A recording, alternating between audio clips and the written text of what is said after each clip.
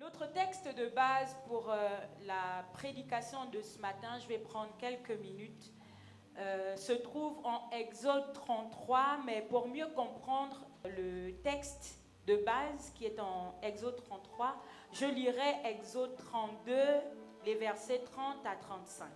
Donc je commence par Exode 32, 30 à 35. Je lis. Le lendemain, Moïse dit au peuple: vous avez commis un grand péché. Je vais maintenant monter vers l'Éternel. J'obtiendrai peut-être le pardon de votre péché. Je relis. Je vais monter vers l'Éternel et j'obtiendrai peut-être le pardon de votre péché. Moïse retourna vers l'Éternel et dit: ah, ce peuple a commis un grand péché. Ils se sont fait un Dieu d'or. Pardonne maintenant leurs péchés. Sinon, efface-moi de ton livre que tu as écrit. L'Éternel dit à Moïse: c'est celui qui a péché contre moi que j'effacerai de mon livre. Va donc, conduis le peuple où je t'ai dit. Voici, mon ange marchera devant toi. Mais au jour de ma vengeance, je les punirai de leurs péchés. L'Éternel frappa le peuple parce qu'il avait fait le veau fabriqué par Aaron. Amen. Le contexte de cette histoire, de cet épisode, vous le connaissez certainement.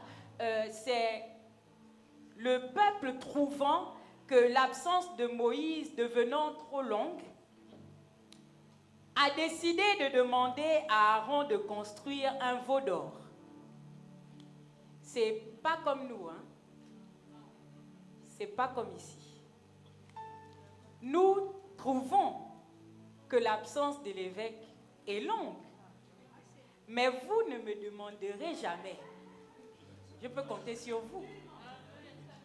Ou bien de construire un veau d'or. Et à un moment donné, parce qu'il y a toujours un moment donné où Moïse revient. Moïse est redescendu de la montagne et il se rend compte de la perdition dans laquelle le peuple se trouve. Et il réprimande le peuple. Après avoir fait cela, Moïse dit au peuple qu'il va aller à la montagne, il va aller retourner dans la présence de Dieu pour demander pardon. Mais je pense que je ne suis pas la seule à être étonnée de l'état de fait dans lequel Moïse nous met. Moïse quitte le peuple, et nous l'avons lu ensemble. Moïse dit qu'il va essayer d'aller dans la présence de Dieu et peut-être qu'il obtiendra le pardon de leurs péchés. Amen. C'est bien ce que Moïse dit. Mais je trouve que Moïse a une manière bizarre d'aller dans la présence de Dieu pour demander pardon. Au verset 32, Moïse dit: pardonne maintenant leurs péchés. Sinon, efface-moi de ton livre que tu as écrit.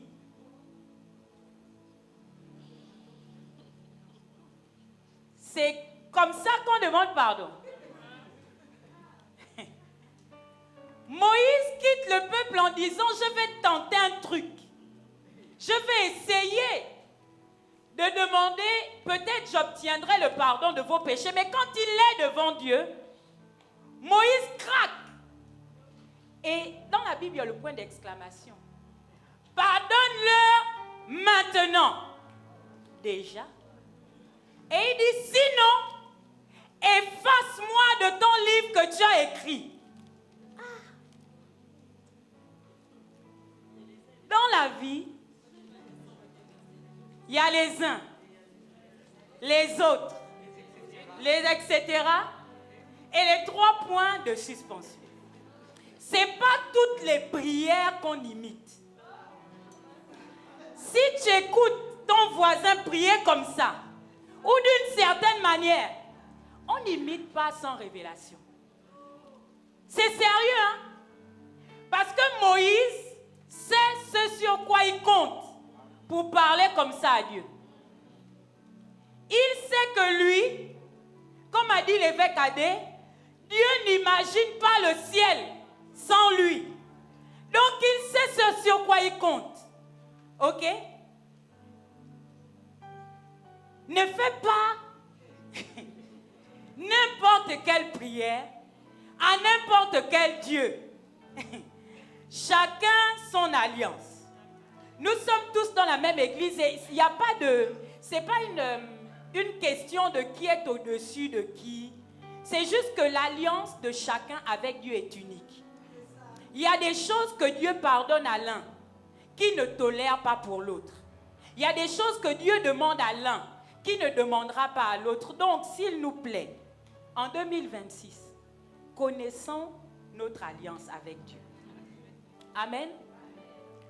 Donc, Moïse va dans la présence de Dieu et je crois que Moïse fait cette prière parce qu'il sait que le péché qui a été commis semble être un péché impardonnable.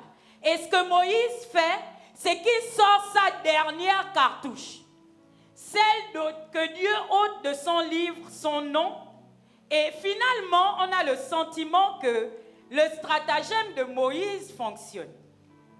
Parce qu'au verset 34, Dieu dit, « Va donc, conduis le peuple que je t'ai donné, à l'endroit que je t'ai dit, voici mon ange marchera devant toi. » Et c'est là que je vais lire mon texte de base. Exode 33, à partir du verset 12 jusqu'au verset 18. Suivez bien. Moïse dit à l'Éternel, « Voici, tu me dis, fais monter ce peuple, et tu ne me fais pas connaître qui tu enverras avec moi.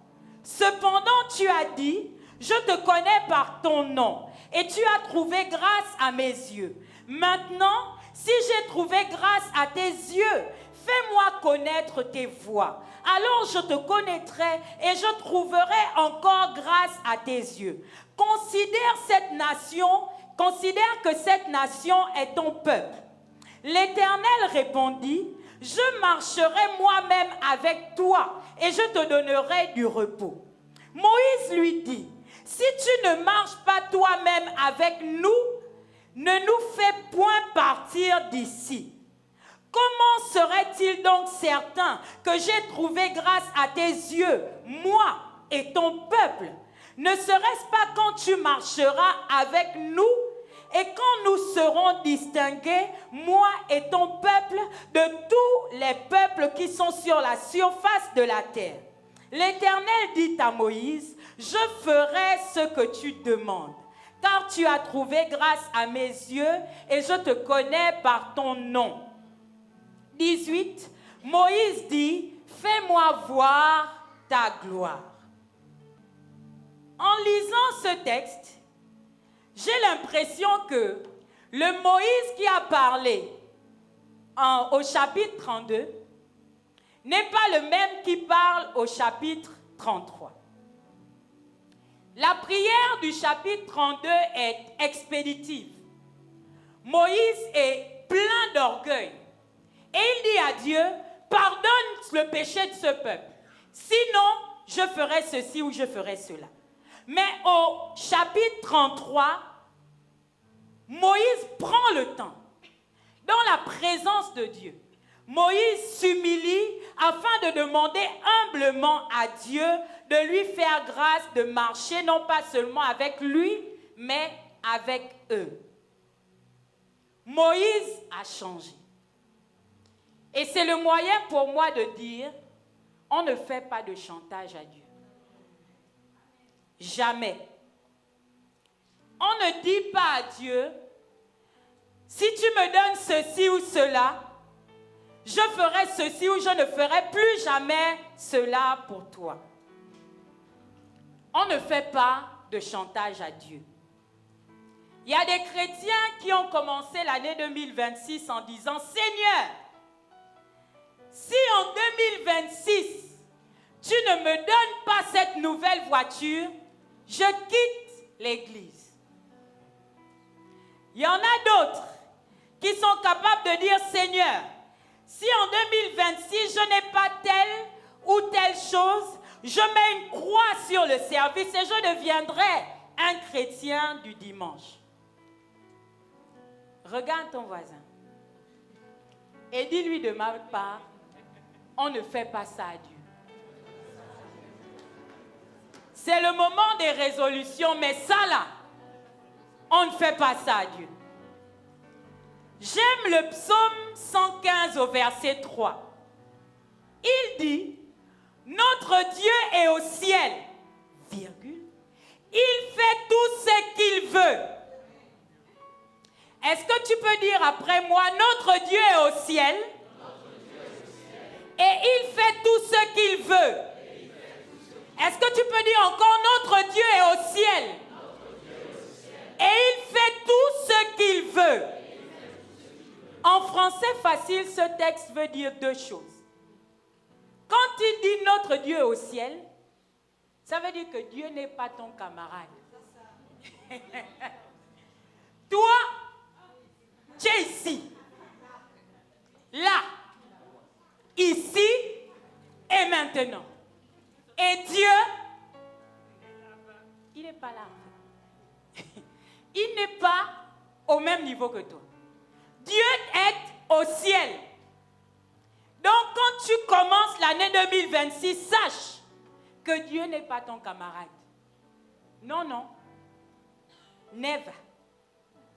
Deuxième chose, c'est il fait tout ce qu'il veut. S'il ne fait pas, tu vas l'emmener où? Je dis ça doucement pour que ça... Tu menaces Dieu. Tu vas l'emmener où? S'il ne te donne pas la voiture que tu demandes, tu vas faire quoi? Non, sérieux. Tu peux faire quoi? Rien. Donc, soyons humbles dans nos résolutions pour l'année 2026. Sachant que nous pouvons faire confiance à Dieu pour nous donner le meilleur. Nous croyons qu'il est capable de nous donner ce dont nous avons besoin. Mais sachons que Dieu est souverain. Dieu donne à qui il veut, quand il veut et comme il veut. Il donne ce qu'il veut, à qui il veut et quand il veut. Notre Dieu agit selon sa volonté. Amen. Le psaume 119 au verset 21 nous dit, « Il y a dans le cœur de l'homme beaucoup de projets, mais c'est le dessein de l'Éternel qui s'accomplit. » Une autre version dit, « Mais c'est le plan de l'Éternel qui s'accomplit. » Nous voulons durant cette année soumettre les desseins qu'il y a, les plans qu'il y a dans nos cœurs, les projets qu'il y a dans nos cœurs, les résolutions qu'il y a dans nos cœurs au plan de Dieu et nous attendre à sa bonté. Amen. Moïse comprend donc qu'on ne fait pas de chantage à Dieu et il choisit de s'incliner devant Dieu. Pour Moïse, c'est impensable de marcher sans la garantie de la présence de Dieu. Moïse exprime en fait qu'il est totalement dépendant de Dieu. Amen. Moïse refuse d'avancer sans la présence personnelle de Dieu. Pour lui, atteindre la terre promise ne vaut rien sans Dieu. Je vais le reprendre. Pour Moïse, atteindre le pays où coule le lait et le miel, ça ne sert à rien si Dieu n'est pas avec lui. Ce qu'il faut comprendre, c'est que quand Dieu parle à Moïse, il ne les maudit pas. Il dit à Moïse, conduis ce peuple comme je t'ai dit, dans l'endroit que j'ai promis de vous donner. Il ne parle pas avec la malédiction. De plus, Dieu ne fait pas que lui dire de partir et de conduire le peuple. Dieu lui dit que mon ange marchera avec vous. mon ange marchera avec toi. Je ne sais pas si vous imaginez, mais si on imagine dans l'organisation des anges, qu'il y en a un qui est affecté particulièrement à Dieu. C'est cet ange-là que Dieu dit, je te le confierai, Moïse, et il marchera avec vous. Mais Moïse dit, cette proposition ne me correspond pas. Cette proposition ne me convient pas. Si ce n'est pas avec toi, ça ne sert à rien. Si ce n'est pas avec Dieu, ça ne sert à rien. Ce dont nous avons besoin pour cette nouvelle année, c'est d'avoir la grâce de voir Dieu marcher avec nous. Ce dont nous avons besoin pour cette nouvelle année, c'est d'avoir la grâce que Dieu marche avec nous. La présence de Dieu, c'est le plus important. La présence de Dieu est plus importante que les relations. La présence de Dieu est plus importante que l'argent. La présence de Dieu, c'est le plus important. La présence de Dieu est plus importante que la destination, la bénédiction ou ce qu'on pourrait appeler succès. À certains moments, vaut mieux rester immobile avec Dieu que progresser sans Dieu. Moïse dit, si tu ne marches pas avec nous, laisse-nous ici. Moïse accepte de rester sur place si le mouvement ne se fait pas avec Dieu. Parfois, rester sur place avec Dieu, c'est préférable à faire des avancées sans Dieu. J'ai lu quelque part quelque chose que j'ai beaucoup aimé, c'est une phrase que je vous dis. L'auteur disait, dans la vie, l'endroit le plus sûr où se trouver, c'est près de Jésus. Et j'ai aimé cette phrase. L'endroit le plus sûr où se trouver, c'est près de Jésus. Même si c'est une barque frappée par les flots, si Jésus est là, c'est le meilleur endroit où être. Amen. Même si c'est une fournaise ardente, si Jésus est là, c'est le meilleur endroit où être. Ce qui rend l'endroit sûr, ce n'est pas ce qui s'y passe, c'est qui y est. Alors, durant cette année, ce que nous voulons, c'est que Dieu soit avec nous. Que Dieu marche avec nous. Nous ne voulons pas juste la bénédiction. Nous ne voulons pas juste la terre promise, le lait, le miel. Nous voulons Dieu.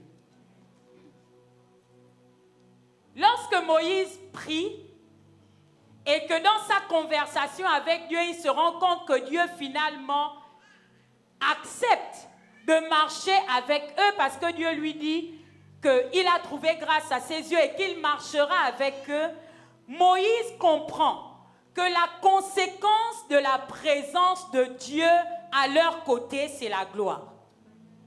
Je crois que lorsque Moïse dit « Fais-moi voir ta gloire », ce n'est pas une deuxième prière. Moïse comprend que si j'ai trouvé grâce aux yeux de Dieu et que je marche avec lui, ce qui doit m'arriver obligatoirement, c'est que je vois sa gloire. Si nous marchons durant cette année avec Dieu, nous avons la certitude d'expérimenter la gloire. Aussi vrai que 1 plus 1 égale à 2, si tu marches avec Dieu, tu verras sa gloire. Ce n'est pas une question de statistique ni de probabilité, c'est un fait. La présence de Dieu à tes côtés te garantit d'expérimenter la gloire. Ce dont tu as besoin, c'est plus de Dieu. Ce dont tu as besoin, c'est plus de Dieu dans tes plans. Ce dont tu as besoin, c'est plus de Dieu dans tes projets. Ce qu'il te faut, c'est plus de Dieu. Si tu as plus de Dieu, tu vivras obligatoirement la gloire. Amen. Quelles sont les conditions pour que Dieu marche avec toi durant cette année? 3 conditions. La première, Dieu est où sa parole est. Dieu est là où sa parole se trouve. Cette année, bats-toi pour avoir une vie de proximité avec la parole de Dieu. Dieu se trouve là où sa parole est respectée. Dieu se trouve là où sa parole est chérie. Bien-aimé, au-delà du réma, de la révélation, il te faut lire la Bible. Lire la parole de Dieu. C'est ce dont tu as besoin. Et l'espace que nous mettons à disposition à Providence pour être entretenu dans la parole, par l'enseignement, c'est ressemblance. Ressemblance. À ressemblance, les pasteurs se succèdent, semaine après semaine, donnant des enseignements de qualité afin que nous puissions ressembler à Christ. Ressemblance, c'est notre culte d'enseignement qui se fait en ligne le mardi à 20h.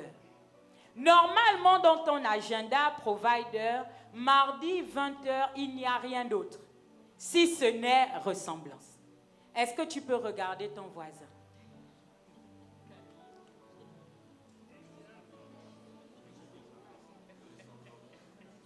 Dis-lui mardi. C'est ressemblance.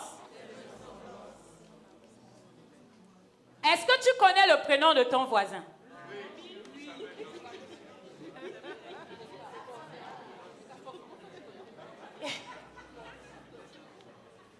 Est-ce que tu peux être le gardien de ton voisin, celui qui est à côté de toi aujourd'hui, pour mardi prochain?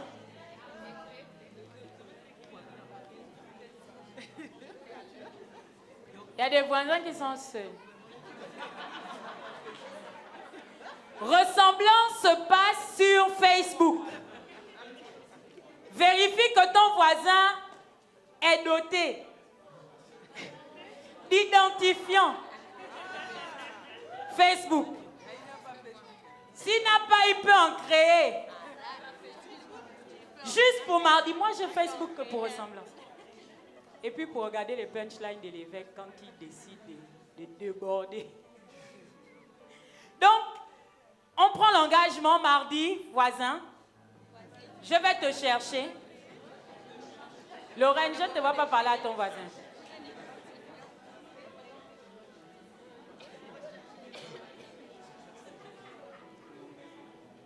Dieu est là où sa parole est. Si nous voulons que Dieu marche avec nous durant cette année, nous devons chérir la parole de Dieu. Tu n'as pas besoin de plus de prédication. Tu n'as pas besoin de plus de révélation. Bats-toi pour avoir une vie de méditation personnelle.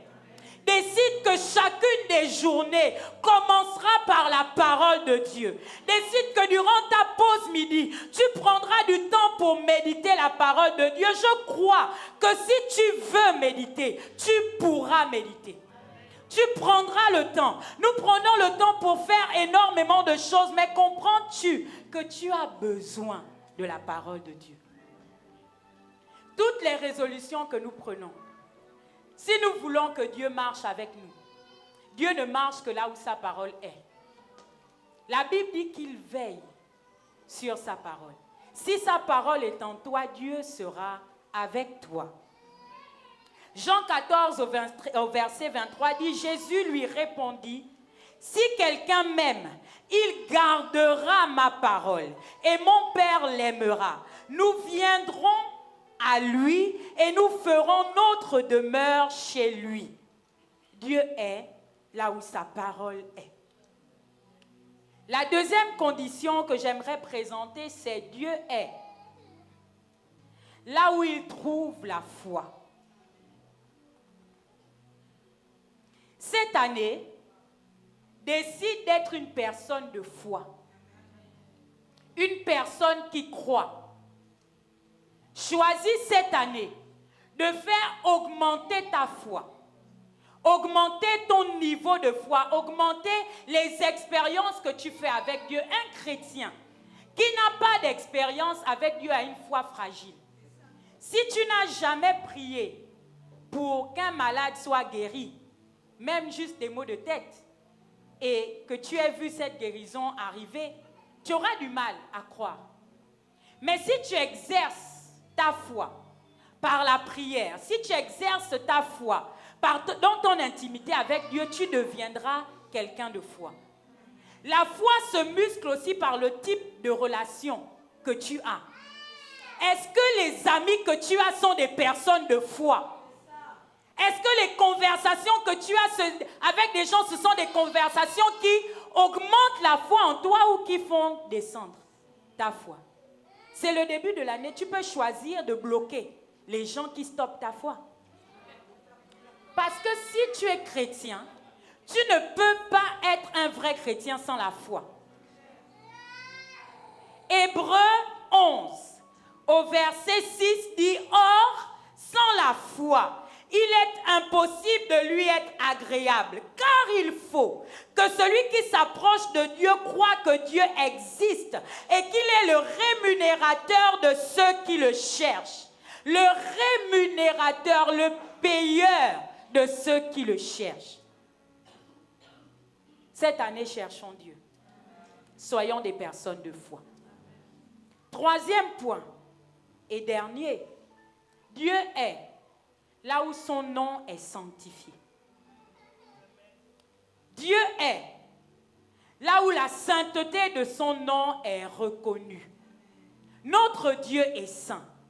Nous l'avons dit au début de l'année dernière, Dieu reste saint. Notre Dieu est toujours saint. Il ne change pas avec les temps. Dieu est toujours là où son nom est sanctifié.